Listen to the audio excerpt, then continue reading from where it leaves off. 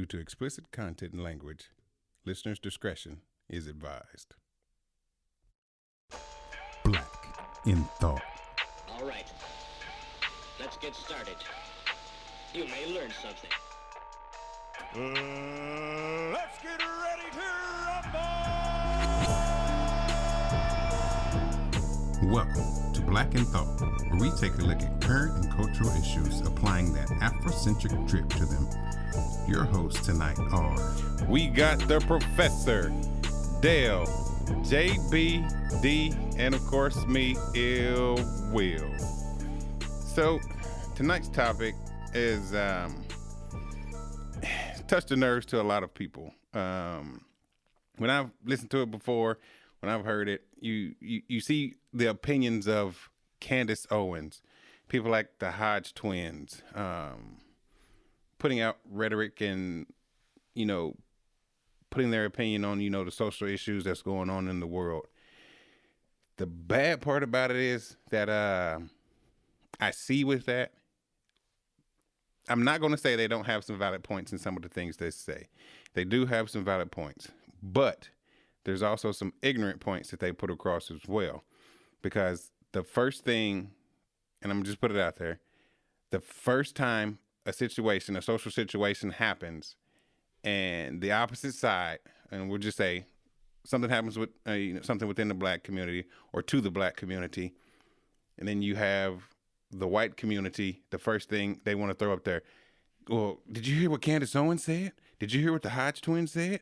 Their opinion sounds like this, and this is, I think that's more aligned. And so we're going to kind of talk about the effect that has socially on the black community and, how dangerous, those opinions and those thoughts can be since they have the platform and the stage for it.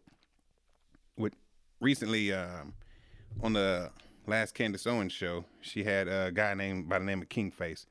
Now, he was supposed to be a well-known gangbanger in New York that's reformed. The part that gets me is this dude said he's never really experienced racism. He's never really experienced police brutality from the police and things like that. I don't know if this dude was just on there for a show and he was getting paid to say these things. Or, there is a world that that might have happened, but I just don't know. So we're going to kind of listen to a little bit of I will be honest, and show. I will say, for the first time in my political career, I have been feeling pessimistic about the black community. I jumped into this space feeling optimistic, feeling like there was change that could be implemented if we were willing to have the tough conversations.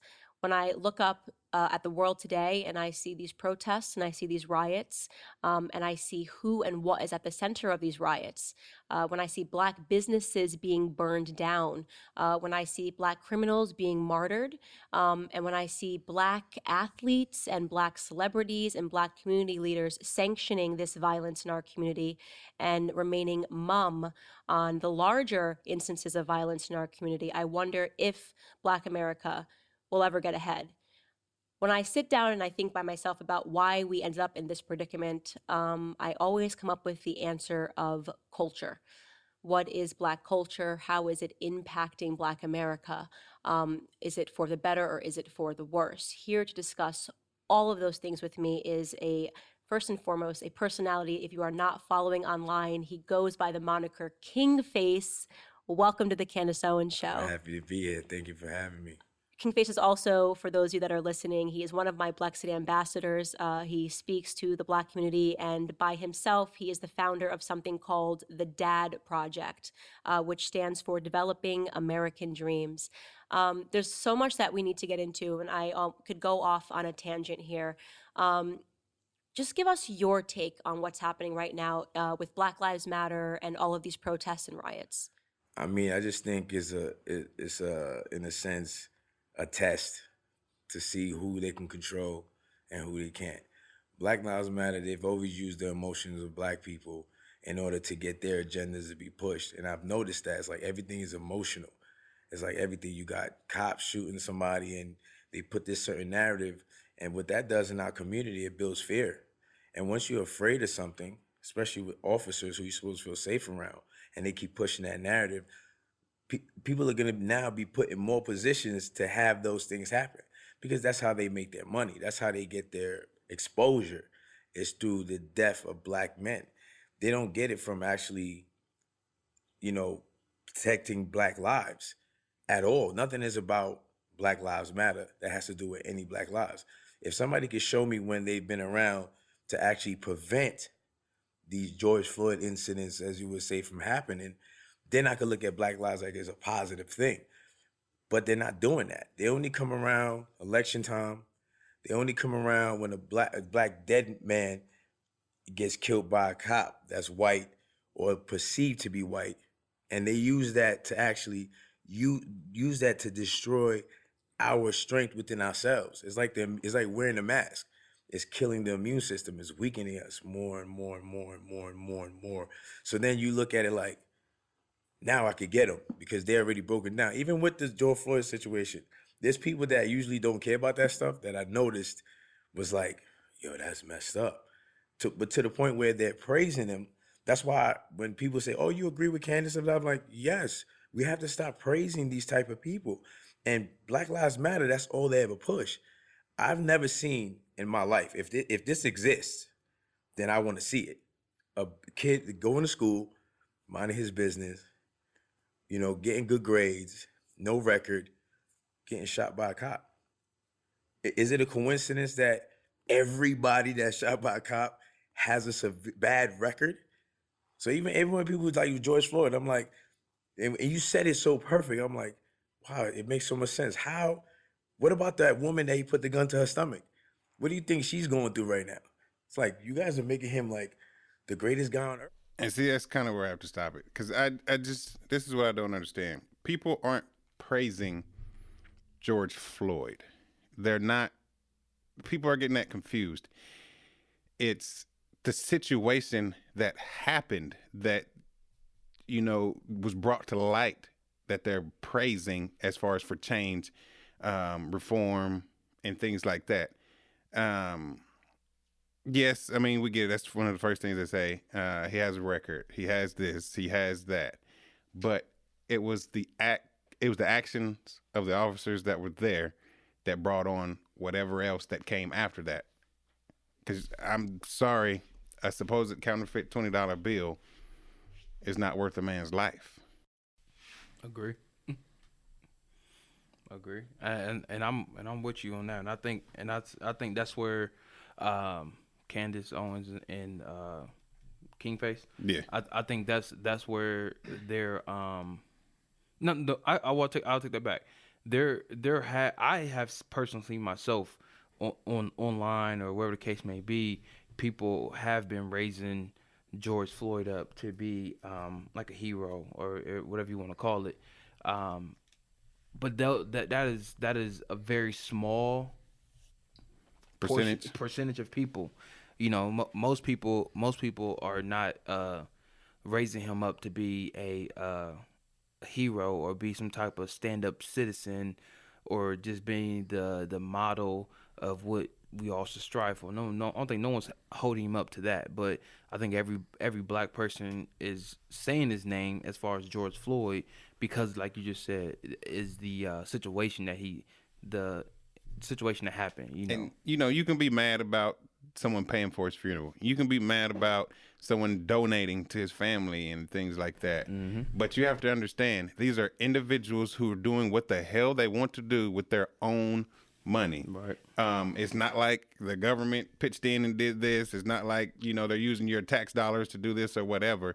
These were like Mayweather. He paid for the whole funeral. If that's what he wanted to do, that's what that man can do. There's no stopping anybody who wants to do that. I mean, if that's how he wanted to show his concern for the cause and everything like that, that's what he wanted to do. That doesn't make him paying for the funeral.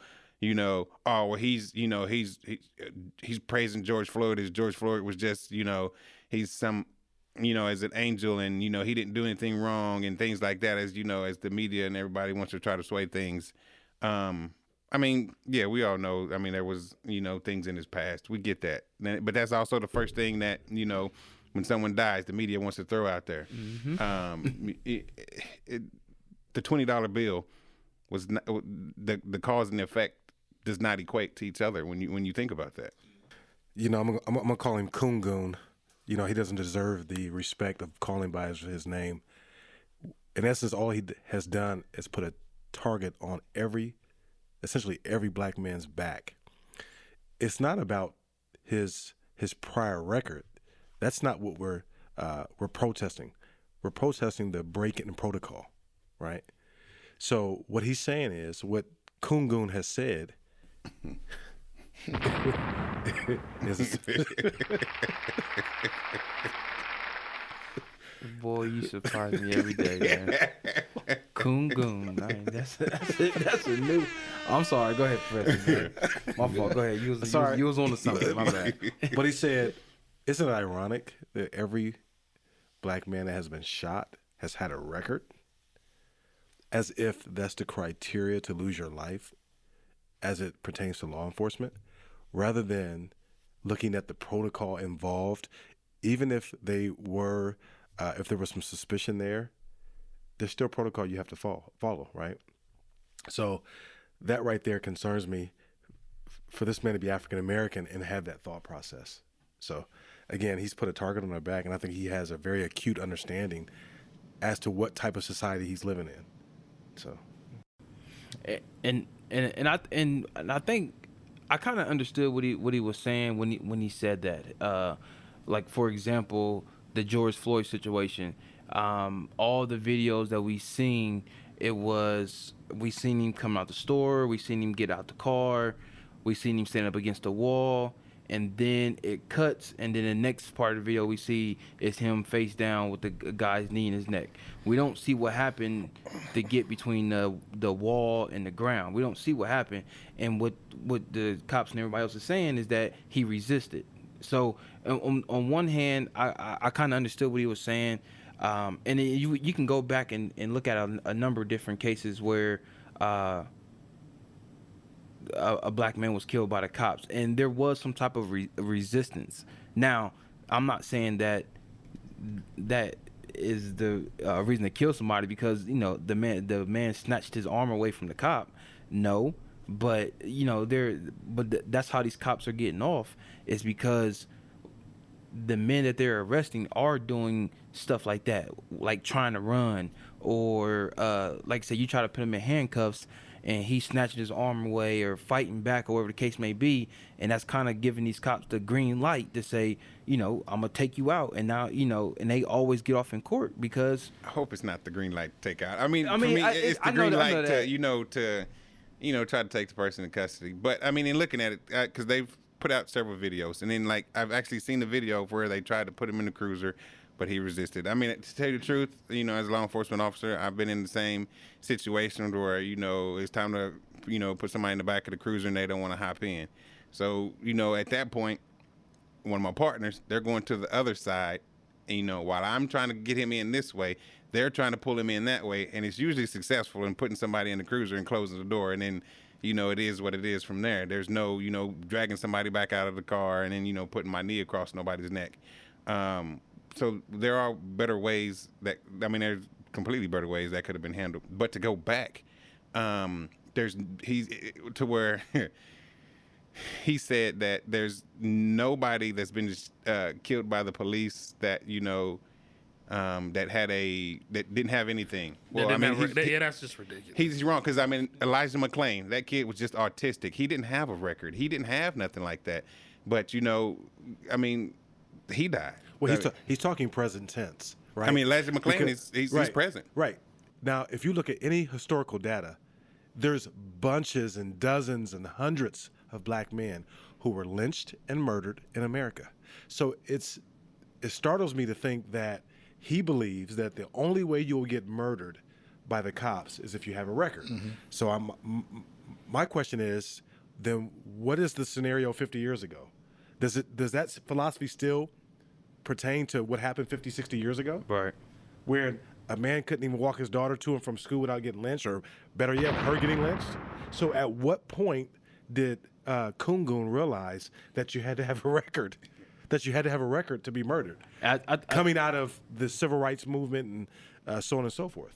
Like what part of history did he miss? Oh, he missed all the history because I mean he didn't even reflect on any of that and say anything about that. Right, because historically, our fear of the police stems from the brutality that was inflicted upon us when we were when we didn't have any issues and we were trying to get our piece of the American pie, when we were fighting for our human rights, right?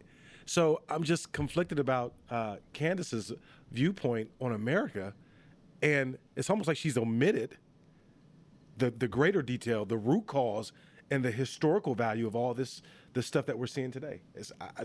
I'm dumbfounded. Go ahead, JB. Oh, yeah, it's,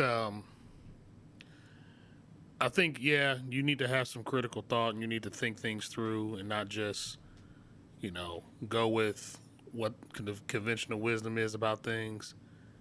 However, I mean, some stuff is self-evident, man. I mean, I think even on the rest of the podcast, he mentioned something about in the interaction with police, him putting his keys on the dashboard, cutting the car off, turning all the lights on in the car, putting the windows down. I mean, you shouldn't have to. That's what exactly. But I mean, that's my point. It is something to help out, but you shouldn't have to. But that's my point. Yeah, okay.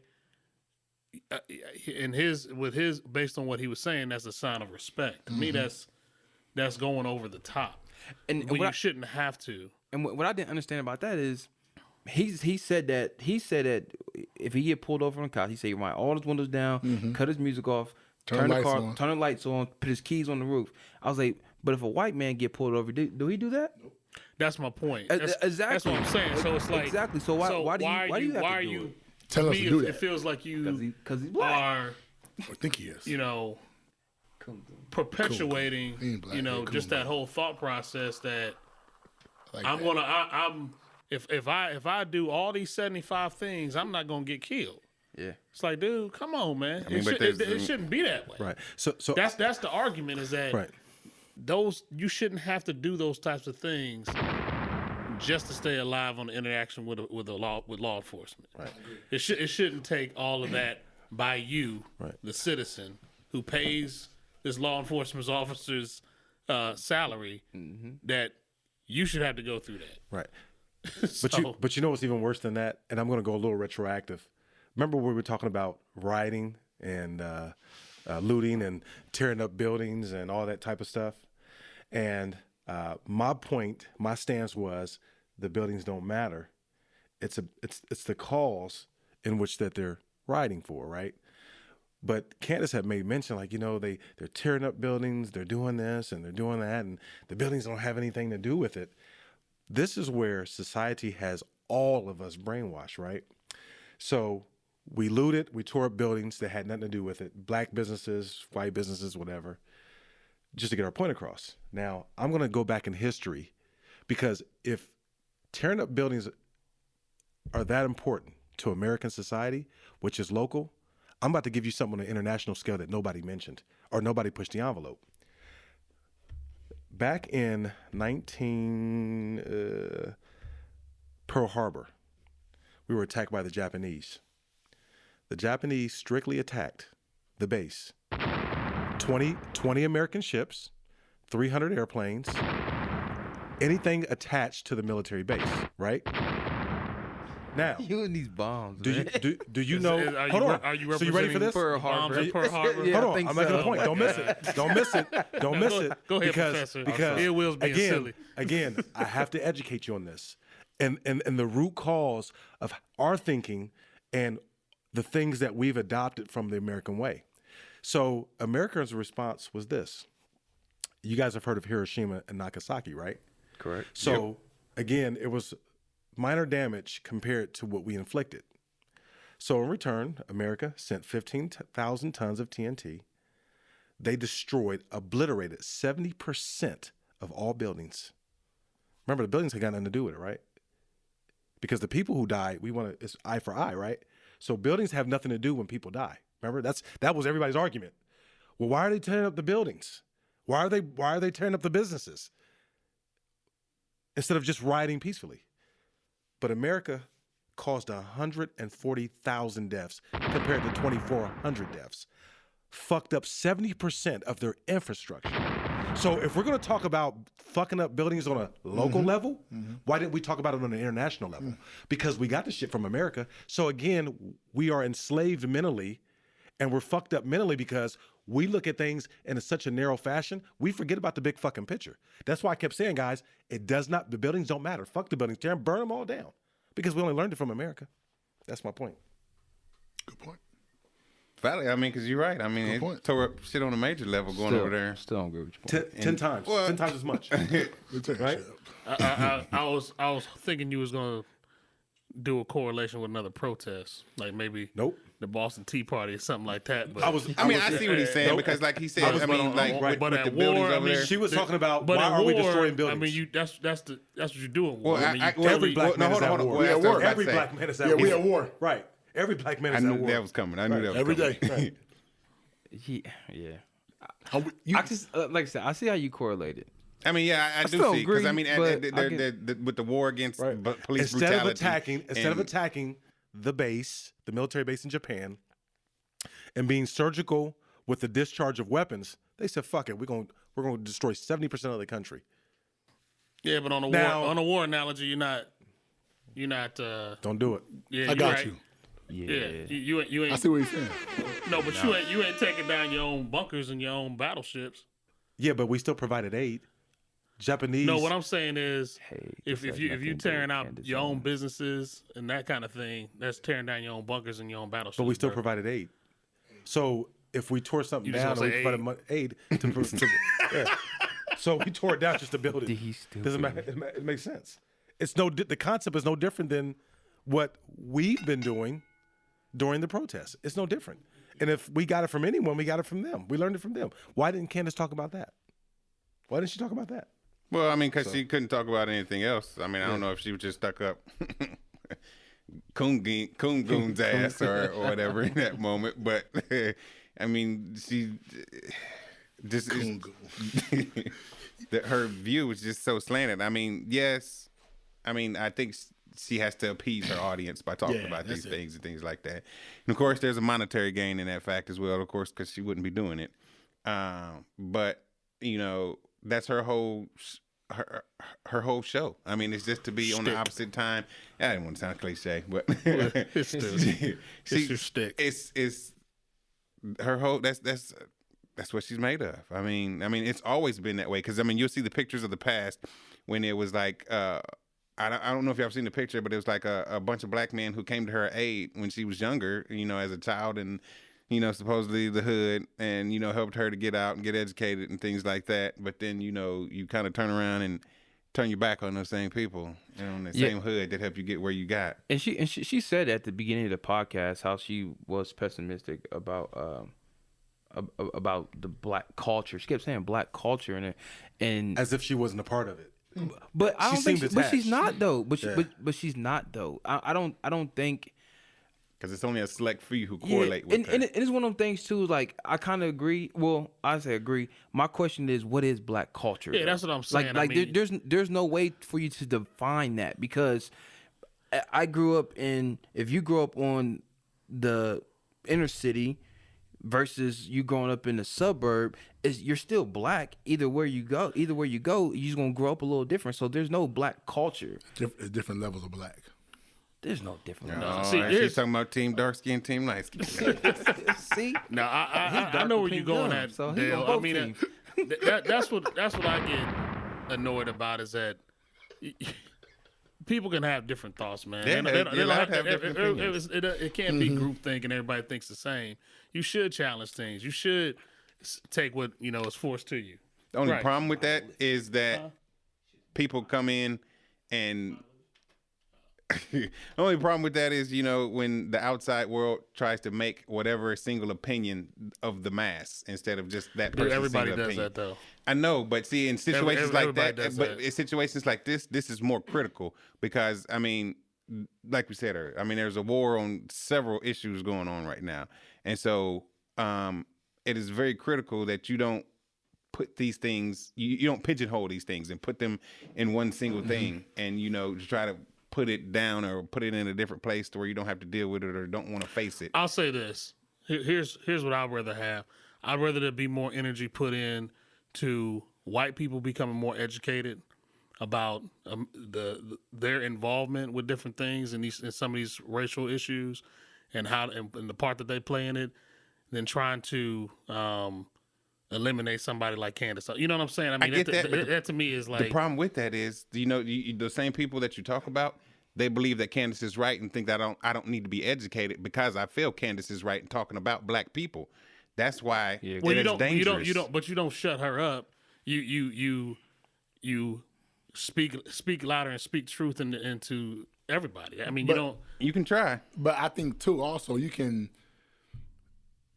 if the white person say, "Hey, listen to what Candace Owens is saying," that can persuade black people who's not in tune with really what's going on or what she's saying. The suburb, the ones that live, like we was talking about, It could, for example, the different live in level of suburb, blacks. that's not a different level. It could persuade them. Because basically, Candace is giving them a false blueprint on how to deal with the African American community. Because the way she talks, right, it's very dangerous. It sounds good. She's giving them a narrative. Don't let that's your not president true. get your ass whooped. Yeah. I mean, that's that mentality. Essentially, Yeah, man. Yeah, and the thing, and Dale brought up a good point.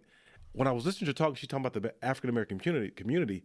It was almost as if she was speaking from it in a detached way, right? She was. She in a way. did. Right? Did you get that feeling? She was straddling the fence on a couple times. She would say our community, Right. my community, and then she would say Picking and choosing the what black, parts she the black was part of. community, Right, yeah. and them, and so it was like She was selective about what parts of it pertain to her. right? So, yeah, man, And see, that's the part that's dangerous with all that. I mean, because you see people who need to be educated or want to be educated, and then they see that, and they're like, well, this person is straddling the fence, or this person can't decide, or this person talks down about the black community. So what am I supposed to do? Well, I'll say this. In this sense, it depends on the shine or what's being glorified or what's being presented in masses. So we all know how it is when something screwed up happens. The news station gets down there. They find a report. They find the most ignorant person to go interview. Mm-hmm. It's like, now why they picked that person to be to tell what's going on. It's like they seek that person out because they want that to be the representation of this, the area in this situation. I understand what you're saying. So they want to showcase this opinion, this how this person feels, whereas other opinions are not being showcased on the same level. JB's right, but I also want to bring up something to your attention when Candace was talking about culture, and when she was referencing culture, she would always go back to like the 90s or the mid 80s, right? That's where she was stuck at, and in essence, our culture started back in the biblical years, especially in Genesis, when God was laying out the blueprint again as to how we operate. The African American culture was simply about educating, learning, and cultivating, right? Remember we had the conversation about cultivation, and then when the other persuasion gets it, their goal is to conquer it. Everything, if you notice, when it comes to Caucasians, they simply want to conquer it. If they see the wind blow, we got to conquer it. Oh, it's raining, we got to conquer it. Oh, there's clouds in the sky, we have to conquer it.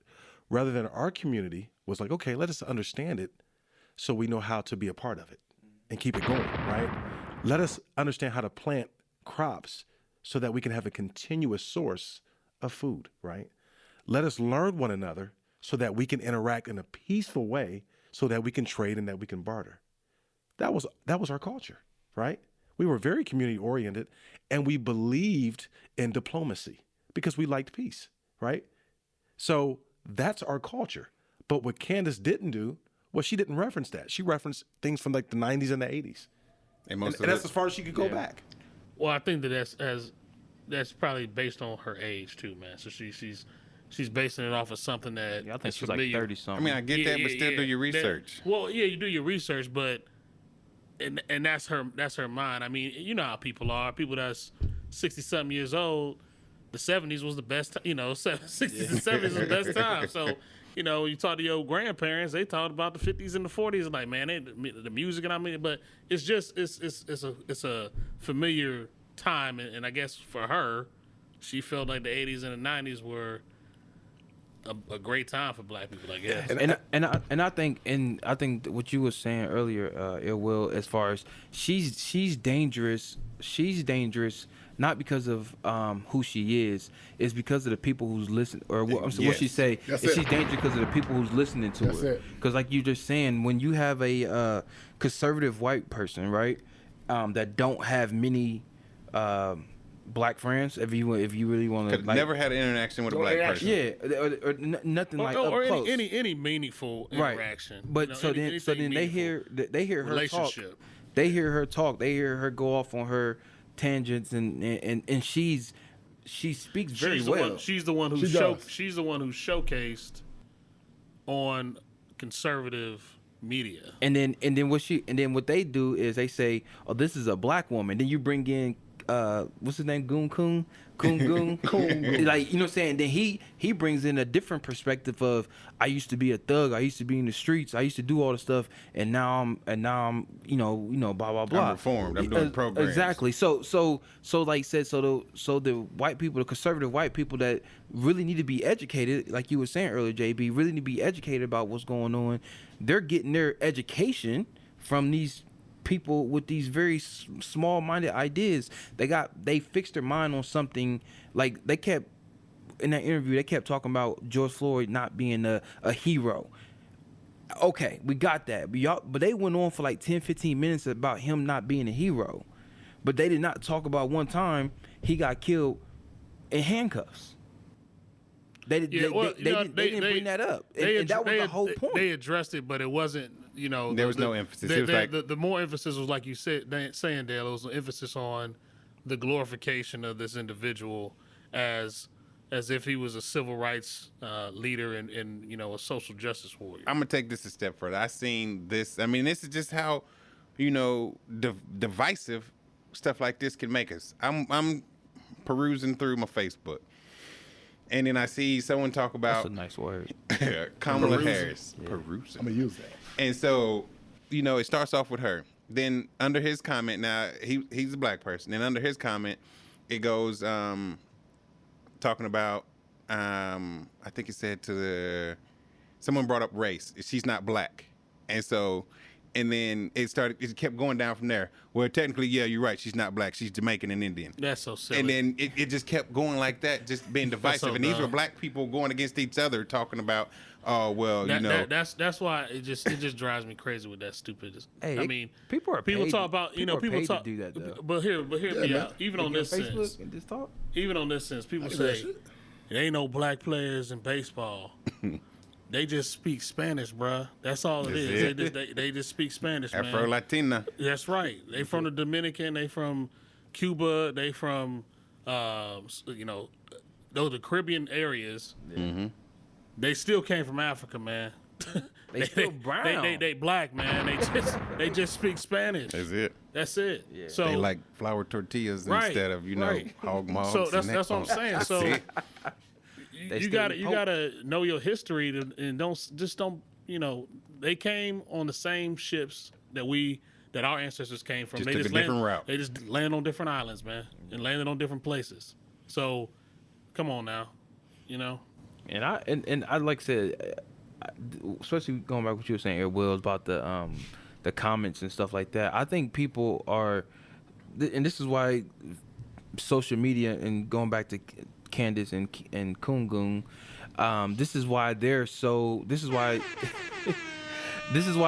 big, because the social media, you can get on there and say the most craziest outlandish things without, like you were saying, without research, and there's going to be somebody out there that doesn't think for themselves, take it as gospel. Take it as gospel, and then they going to comment, they're gonna agree, they're gonna retweet, they're gonna tell somebody else and tell somebody else and listen, and then next you know they change minds. Exactly. You know, this is one of the worst things that I had ever seen. I got into an argument with this person, and this is why I can't stand politics, and I try not to talk politics with too many people. But this person was so much of a diehard Republican that, his way of thinking is so just nowhere to put it but fucking flawed. So I was talking to this person, and they were, why are the flags at half staff? I said, because there was someone in the Congress who passed away. And then he was like, oh, who was it? Was it a Democrat or a Republican? I said, does it matter? It was a man. And then he was like, oh, well, it does matter whether they're a Democratic or Republican. I said, well, first off, his name's John Lewis, and he passed away, and that's why the flags are half staff. So I still need to know, is this a Democrat or a Republican? So somebody else that was close by looked it up while we were all in the same room and said, well, he was a Democrat. Good, I'm glad he's dead. All the Democrats need to die. I said, first off, this is a human being, and this is how you fucking feel about a human being just because he has affiliated with a certain party. And this was a white person. You talking about anti-American? But see, that's the that's problem. a fraction of your fucking military. Yeah, right. See, that's the problem is that people, when it comes to politics, it runs so deep in their bones, man. It's just like, that's what drives me crazy about it. It's the same as a sports fan. Sometimes, like Browns fans or any fan, people take it so personal. Like, that's not your team. No. You are not the Brown or the Buckeye. You are you. Same with Democrat, Republican. Just so they feel die the same hard way. Republican that come on, just so, man. I got terrible. to the point where before saying anything else blown up, I just had to walk away because that's all he kept saying. Yeah, it's terrible, He's man. a Democrat. He needed to die. And I was just like, damn, are you really that? I said, are you really that inhumane? It's a human being, like you said. You can't see that. And he said, we ain't never done anything anyway. I said, you have no recollection of the history of this man. You don't know all the powerful things that this dude has done. But I it just had will. to get up and walk away. Are you surprised of his nature? Not surprised, but just wanted to say so much more. Okay. You was ready to fight. Oh, punch him in his shit. Don't worry about what you come work for me. Yeah, Will, you come work for me. I'm mad right now. You be the first one. You can work for me. You can't take it that deep. That's why I had to walk away. That's what I'm saying, man. It can't. You should have called your coon goon. Speaking of the coon goon, and yeah, I'm talking about you, King Fakes, and I hope you hear this podcast because you know what? After I think about all this, you were a gangbanger. You had been in trouble. Your ass was a co-defendant. You was a fucking snitch. You a snitch. I'm about to say the You same ain't shit, thing, Coon man. Goon. You ain't shit, King He was a Face. snitch. You a snitch. You know He was why? talking like a In your snitch. contract, they must have told you to do this shit and say this shit because there's no way in the world you could be in that line of business and not experience any kind of harassment from law enforcement. So you're a fucking snitch. But So I hope you hear this. he has though. He talked about when going back to the being arrested in the car or getting pulled over in the car, why he had to do all that. So all that stuff talking about he's never experienced racism or harassment. I don't buy that. I just find it hard to believe that. He's never had a situation. I wouldn't necessarily say that he would be. He's a blood too, wasn't he? There's been situations on that I've seen just recently posted from like other black officers to where they were pulled over while in uniform, and this has been mainly in the South. Alabama, your Mississippi areas like that, but they were pulled over by a white officer and still treated less than humanly while in uniform driving home in their in their personal car. I saw this one lady, she worked for this one agency. She was literally in tears the way that she was treated by this officer. Recorded the whole traffic stop and everything. So to be like for that dude to be like I've never experienced anything like that. That's a lie. Get the fuck out. Well, you know what? It may not be a lie. He may just his reality's altered. His reality is, not. There's nothing wrong with his reality. You guys keep forgetting that's his nature. So that is his reality. It's just like the lion. His nature is to be aggressive. To us, it may seem out of reality, but that's his fucking nature. You got to know how to deal with a snake and a lion. These motherfuckers are evil. And this dude, King Face said that Trump came from the same surroundings as he did.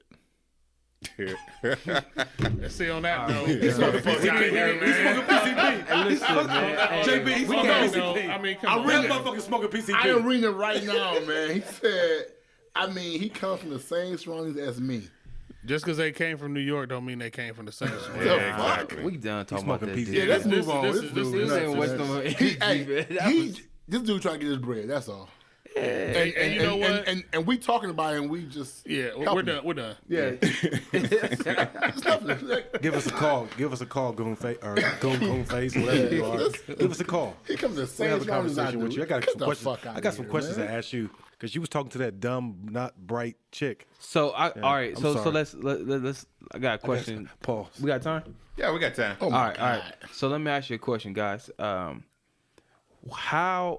do we, as a community, right? How do we handle the Candace Owens and Kungun? What do you mean handle? We made more noise. Like when we you started to touch on it earlier. Yeah, I think like that you how do we handle that when we're faced with that type of person, like that type of reality? I think that as you know, and they, I don't know if they said it, but he did bring up a good point. The King Face guy, he did say one thing, which I do believe. When we were when we were enslaved, we had no power other than a riot, take over the plantation, which that did happen, the rebellions. But it took abolitionists, white abolitionists, to say this is wrong, this is messed up. So there are white people out there that do see that there are injustices, do see that things need to be changed. We need to invest time in trying to unify with those folks to make change. I mean, they make up the majority of the country. I mean, you can't unless you want to, and I don't know. I mean, some people think this. I mean, just forget it. Screw it. It is what it is. We'll just do our thing. They do their thing, and boom.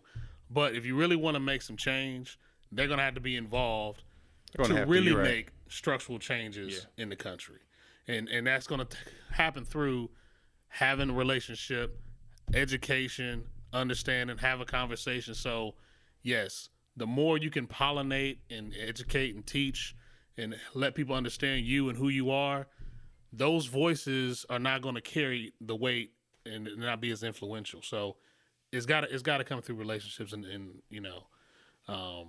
having some meaningful relationships with some dialogue with people who are looking for change as well. So do you even give the Candace Owens people of the world any energy? Like, do you? That's what I'm saying. I don't think you even give, respond to. No, I don't think you do. I think that you just keep your eye on the prize and keep it moving and do what you need to do, and influence the people that are around you. I mean, nobody here is gonna sit there. Nobody here right now is gonna influence what Candace Owens is gonna say or not gonna say. All right, I got something to play for you guys. So you may recognize it, but hear it out. So check this out. And I'm Siobhan Bryan. Two different groups facing off today in Marshall County, one demanding the removal of Confederate symbols that stand outside the Marshall County Courthouse, the other side demanding they stay put. The assembly over now, but WHNT News 19's Tiffany Lester joins us live to tell us what each side had to say. Tiffany. The Confederate flag is still waving, and this statue honoring Confederate soldier Captain John Rayburn is still standing outside the courthouse in Albertville. It's something many Marshall County residents are happy about, but others, including these demonstrators who have been out here since noon and are actually still going strong, not so much. Representatives from Say Their Names Alabama say that they want the flag and the statue removed, stating that they represent hate and white supremacy.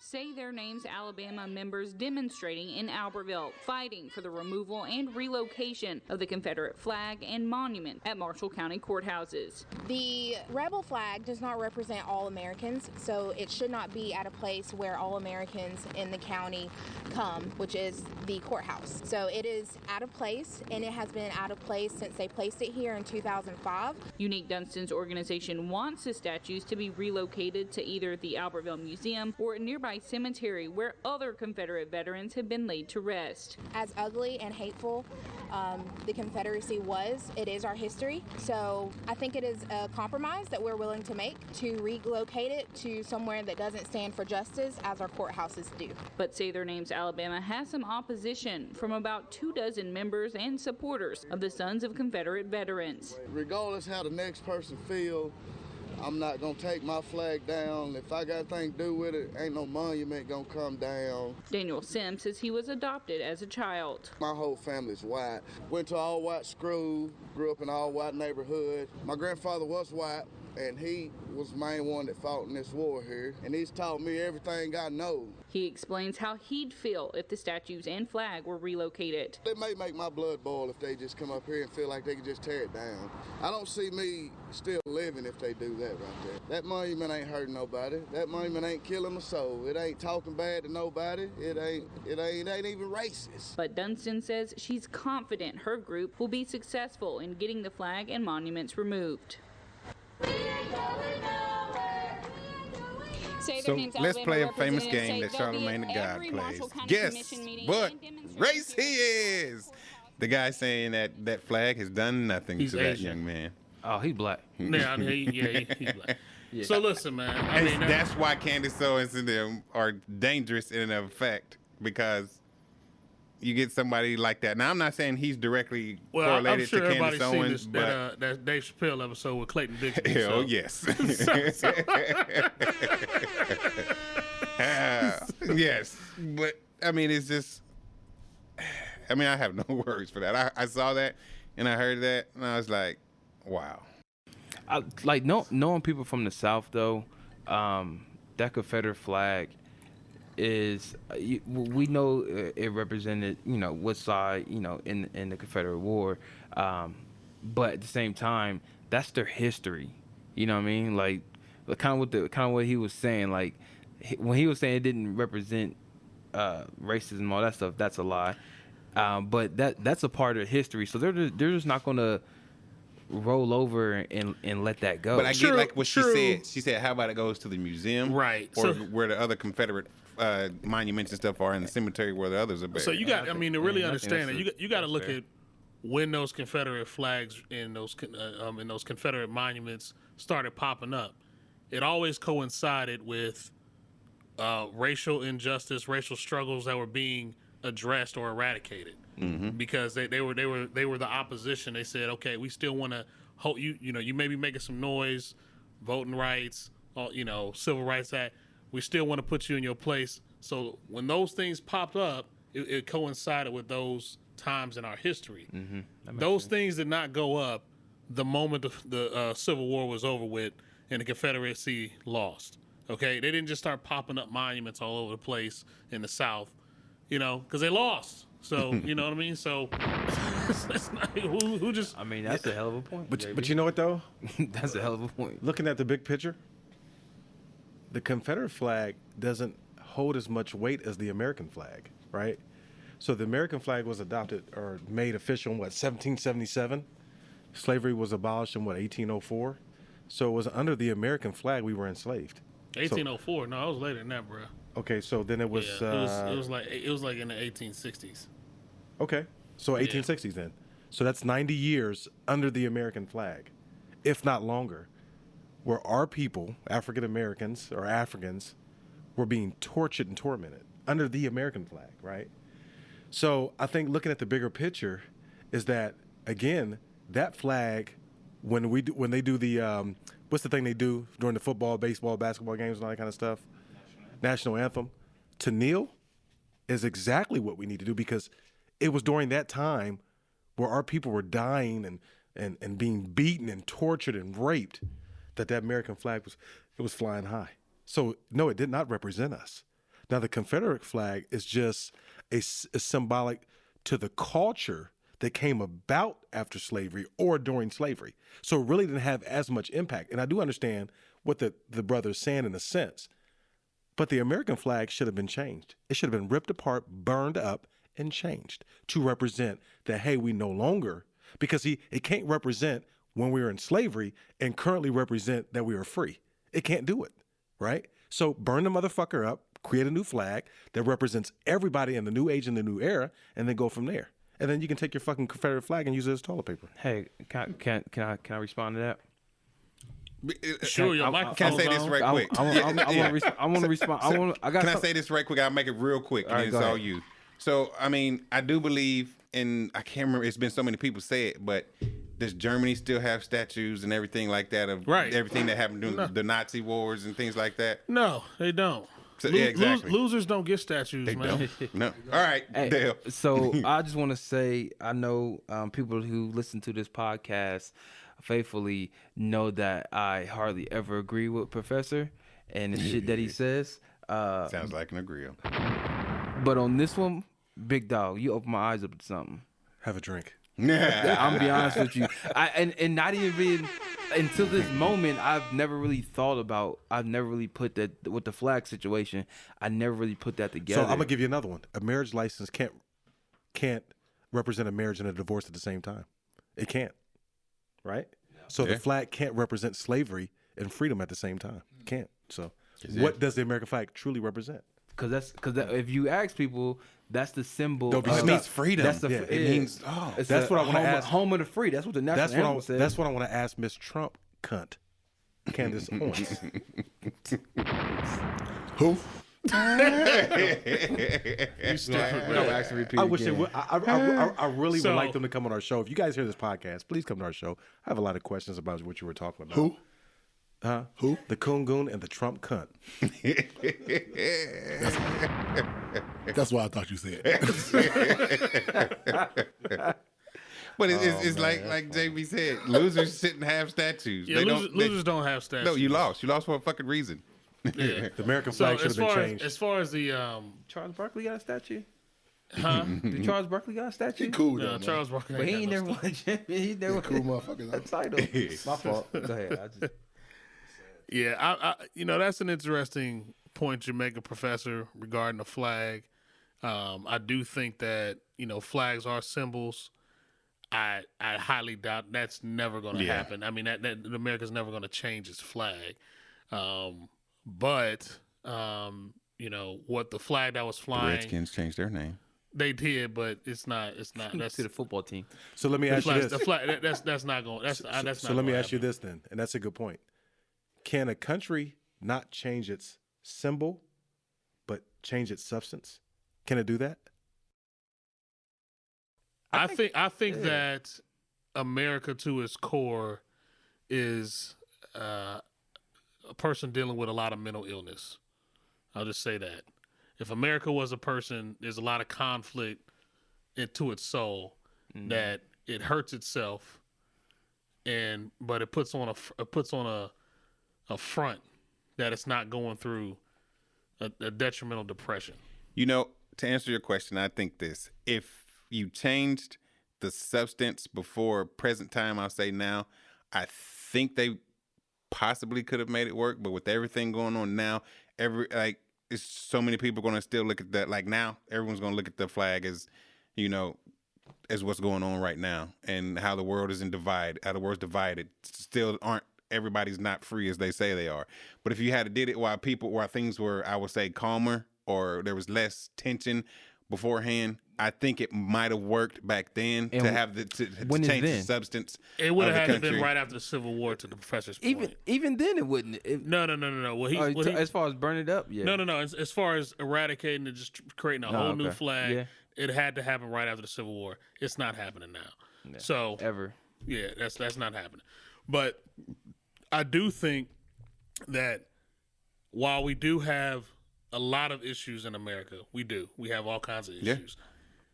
People are still trying to get here. People still look at it as as opportunity. And, people breaking their backs just to get into the country to have an opportunity to improve themselves. Dying just to get over here. Right. So because they see it from other places around the world, they see what's available to them. Mm-hmm. I'm not saying that other places in the world aren't great to be in or live in.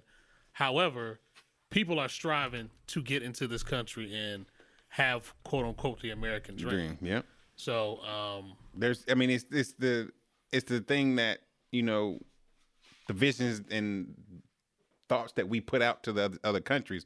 They're not here. They're just now seeing some of the stuff that really goes on here with, the George Floyd incident. They're just now seeing some of the daily things that, are happening. And that's still not persuading them to not to come. But all that stuff is just now getting out to the masses. That's why you had your Londons, your Brazils, and everybody else that was in unison protesting just the same. Because there was none of that back in the day.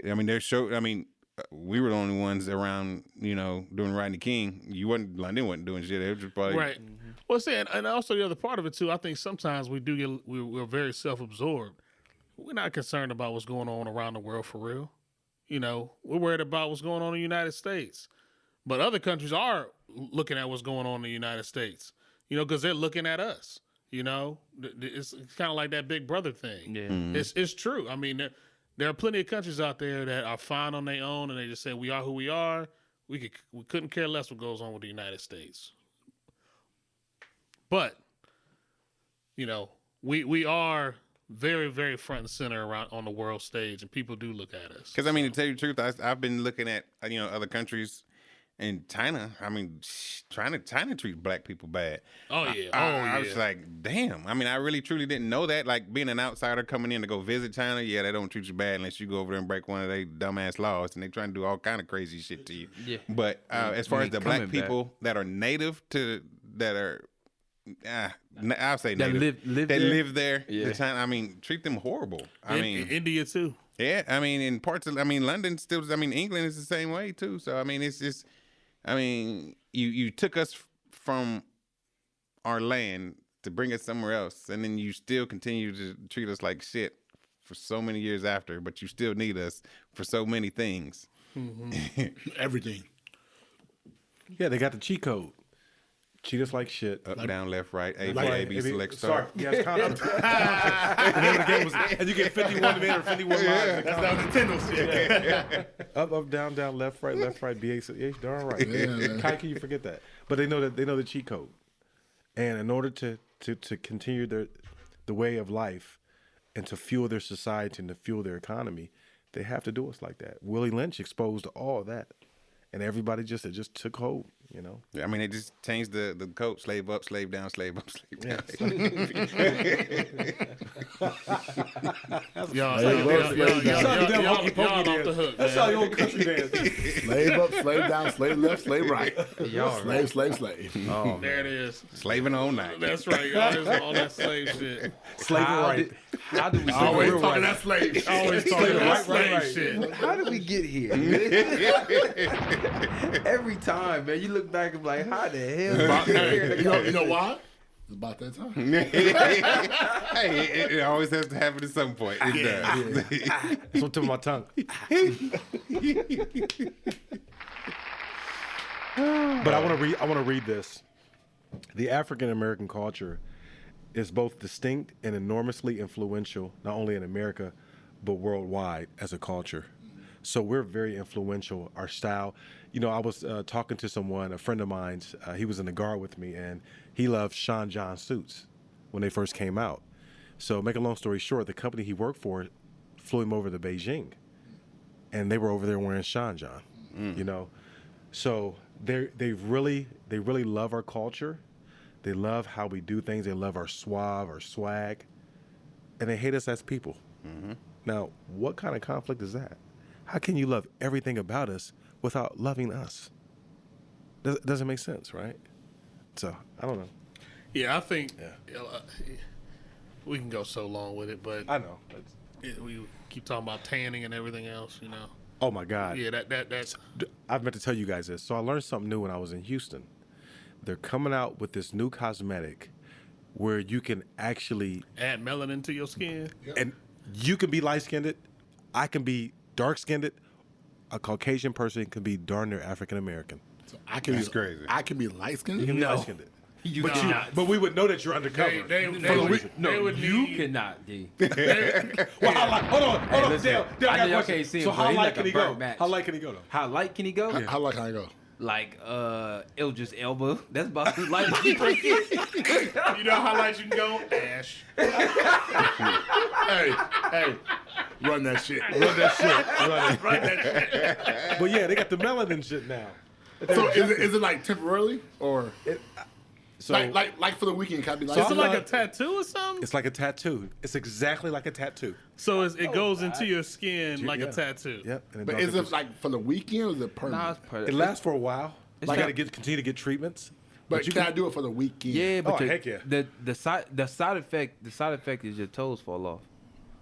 But for the weekend, I'm light skinned. Next week you'll have 8 toes. Y'all remember that? Guess what? Saturday Night They'll Live with fall Eddie off Murphy. too. Come back. When he dressed up like a white man and they just like was giving him all free shit. Oh, yeah. The irony of that. The irony of that. Professor, you're right though. The irony. They always want to be just like us. Yeah. But how can you want to be like us and not love us or like us? Jealousy, man. How come they got that? No, they not even that. I think it's the resiliency is what it is. And not even that. They know how great we are. Yeah. We don't know how great we are. Everybody knows the black man is the top of the world. You know what I mean? As far as the people on Earth, we the first people on to walk this planet. They know how great we are. We just don't know that. So yeah, they like everything we do, but then they keep us down because they know if we ever realize how powerful we are as a people, we'll take this shit over. You know, it's something I had a conversation with a neighbor of mine. We were talking about Black history, and we were talking about, I think, Professor, and you played a clip, Ill Will, a while ago about rewriting the books. Like, same thing, Dale. If they really, really, really, really, really knew everything we learned and they teach it in schools, it's just irrelevant. Yeah. Come on. Yeah, anyway. So, here's something to leave you black in thought. Influence is key, I think, when it comes to a lot of people. And the words that you say and the images that you put out create a lot of influence to the rest of the world. People like Candace Owens, the Hodge Twins, and other people, Mr. Daniel Sims in Alabama and stuff like that, have to realize, you know, the message that you put out is very powerful. And with that, by putting out the wrong message, you send out a wrong message about the culture. DJ Payne 1.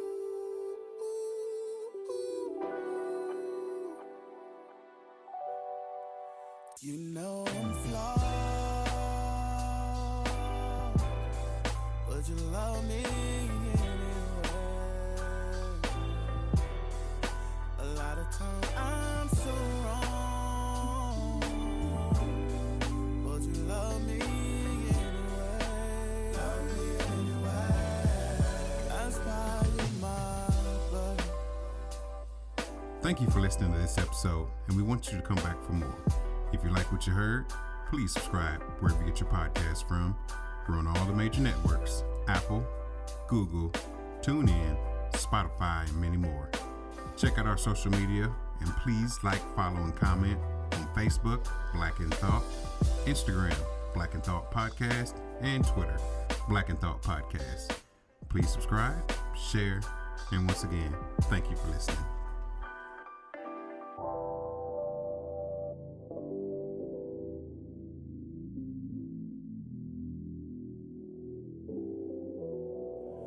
You know I'm flawed, but you love me